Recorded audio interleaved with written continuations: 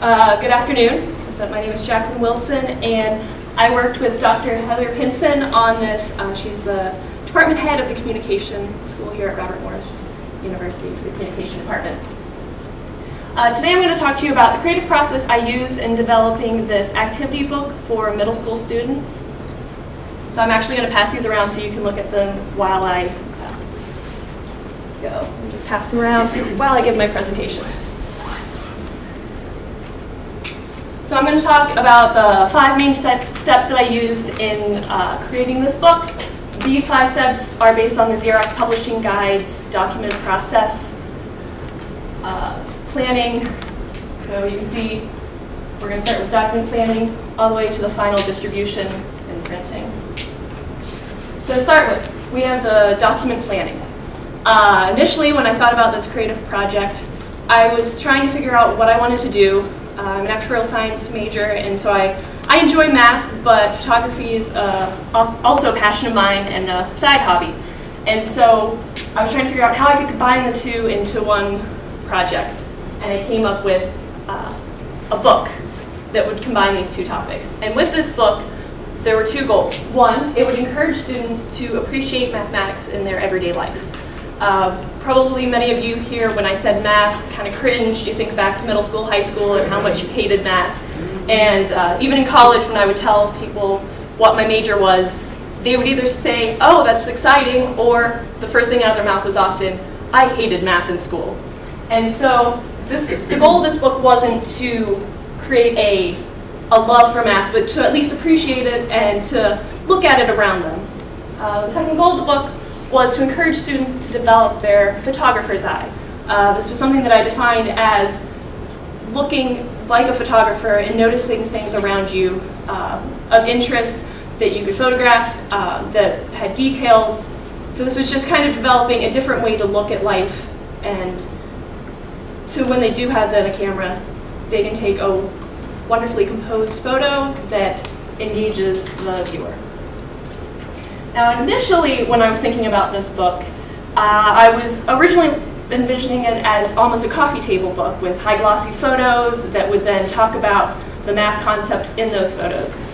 And as I talked about that with Dr. Pinson and we threw around some ideas, it started to turn into a textbook. And I did not want this to be a textbook. And so the idea came up about an activity book that would engage the student, to have them interact with the book and to use different mediums to read the book, to use transparencies to complete activities, to take photos and insert them into the book. And so this activity book was formed. And then during the same time, I was also starting to do research on what the content would be of this book. I decided to use the National Council of Teachers of Mathematics to use their 5 standards. They have specific standards for elementary, middle school, and high school. And so I took the middle school standards then, which are broken down into these 5 categories. Since this was is a nationally recognized group, this would be a great way that would add support to the subjects that I chose and the math concepts I chose for the section. I then had to choose the photographs. I had the opportunity in the fall to take a trip to Anchorage, Alaska for a different reason, but while there I had this project in mind and I'd already started working on it, so it was a perfect opportunity to take photographs.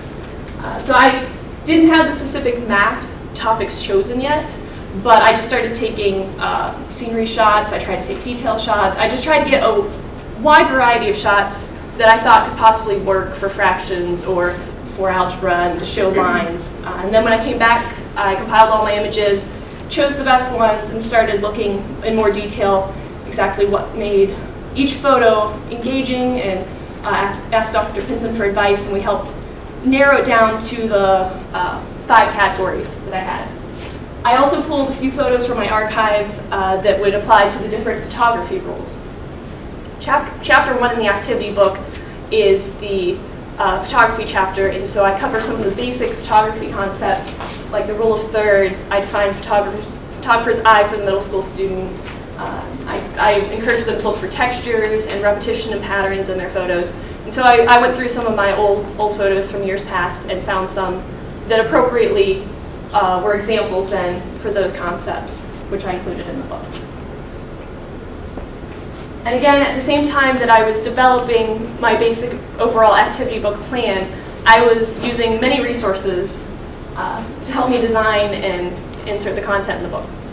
So I used multiple middle school mathematics textbooks that I referenced to make sure that what I would cover in the book was of an appropriate level for them to understand. I looked at layout design books. I looked at about typography, so I knew what fonts to choose, how to make it readable but interesting, to be eye-catching, when to bold. So I went and looked into a lot of detail about that. I also looked at photography books, not only to cover the concepts in the activity book, but to also help me choose which photos were appropriate for the book and to make sure that the photos I chose were well composed. One of the websites, and then I just did some searches of art and mathematics together, photography and mathematics, and not much came up, but the artofmathematics.org was a very interesting site. They have books online that different professors and high school teachers have compiled that cover a variety of topics about math. So there's one on dance, and so it's broken down by chapters, and it talks about different dance concepts and the math implied with that. There's ones on games and patterns, and so that was just a really open, just an introduction to kind of what I was trying to think of. There were activities at the end of the section, and really it was just like I looked at it to get a starting point and to figure out what exactly I would include in the book, but was not a big guideline for what I did. And then I think the hardest part was the next step was the writing and editing of the book. It was really important that I set a good tone that was appropriate for middle school students who are between the ages of 11 and 14.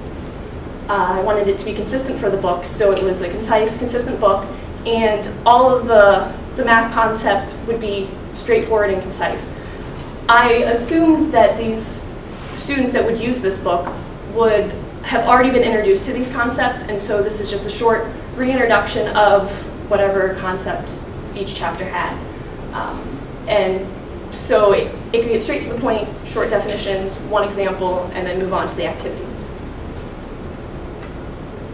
So here's, I chose chapter 3, which was on algebra, as just a screenshot of exactly what the book looks like.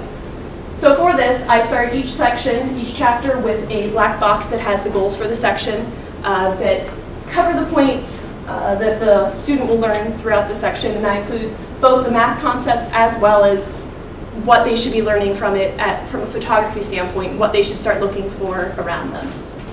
I then use subheadings, examples. I bold, it's a little hard to tell here, but I bold the new vocabulary words, like positive correlation, negative correlation, and then have in Appendix A, which has all the glossary terms in it with their definitions, and then I indexed it back to the chapter so they can go back to that specific chapter, instead of including a different index. That was sufficient.